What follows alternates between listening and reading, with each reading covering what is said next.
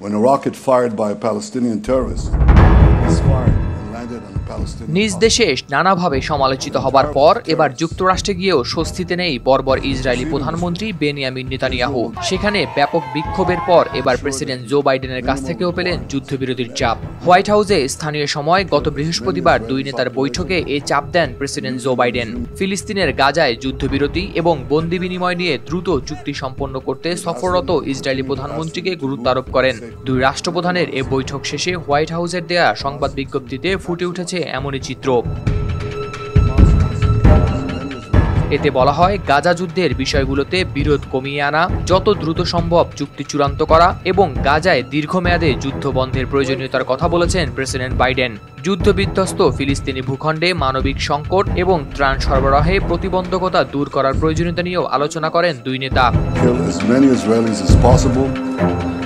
এদিকে আল জাজিরার প্রতিবেদনে বলা হয়, প্রেসিডেন্ট বাইডেনের সঙ্গে বৈঠকের পর ভাইস প্রেসিডেন্ট কমলা হ্যারিসের সঙ্গেও দেখা করেন নেতানিয়াহু। কমলাও নেতানিয়াহুকে যুদ্ধ বন্ধ করার আহ্বান জানিয়েছেন। বৈঠকের পর সাংবাদিকদের কমলা হ্যারিস বলেন, গাজায় গত 9 মাসে যা কিছু ঘটেছে তা ভয়াবহ। অন্যদিকে স্থানীয় সময় শুক্রবার যুক্তরাষ্ট্রের সাবেক প্রেসিডেন্ট ডোনাল্ড ট্রাম্পের সঙ্গেও বৈঠক করেন নেতানিয়াহু। নভেম্বরের প্রেসিডেন্ট নির্বাচনে রিপাবলিকান পার্টির প্রার্থী ট্রাম্প পরিচিত ইসরায়েলের কঠোর সমর্থক হিসেবে। অবশ্য নেতানিয়াহুর সঙ্গে বৈঠকের আগে দ্রুত গাজা যুদ্ধ শেষ করতে ইসরায়েলের প্রতি আহ্বান জানিয়েছেন তিনি।